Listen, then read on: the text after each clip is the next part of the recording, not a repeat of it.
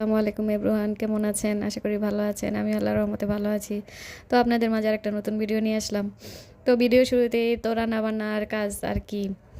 তো সংসার করতে করতে আর বয়স বাড়তে বাড়তে একটা জিনিসই বুঝলাম, জীবনে যত স্যাক্রিফাইস করবেন আর যত ভুল ত্রুটি নিজের ঘাড়ে নিবেন, মাইনা নিবেন, ততই মানে ভালো। আর সময় দেখবেন কি নিজে তো দোষ মানে সব কিছু মুখ বুজে সহ্য করেন কিবা সব কিছু মাইনা নেন, তখন ওই ব্যক্তিরও মানে ওইটাও দেখতে দেখতে কিবা মানতে মানতে অভ্যস্ত হয়ে যায় যে না, মানে এইভাবেই লাইফ স্টাইলটা এইভাবে চলতেছে, এইভাবেই যদি খুন করে মানে ওর নিজের দাবিটা চাওয়া হয় কিবা মানে ঠকতে ঠকতে থাকে না যে উম, আমার না, এখন আমি আর ঠকতে রাজি না, কিবা আমারটা এখন লাগবেই।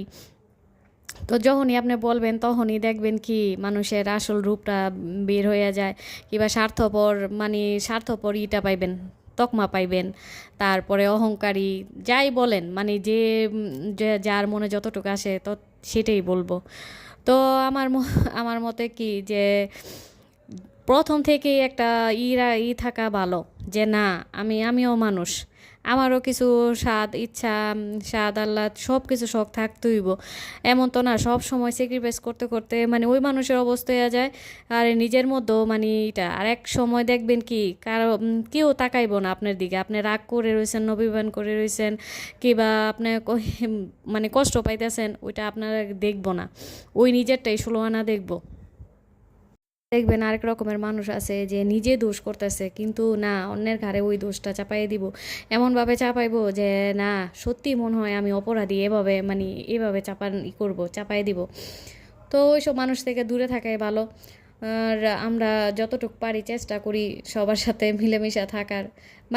নিজের কিছু অভিজ্ঞতা থেকে বললাম, নিজের আমার কোনো কথা না, মানে অনেক জায়গায় অনেক অভিজ্ঞতা থেকে বললাম।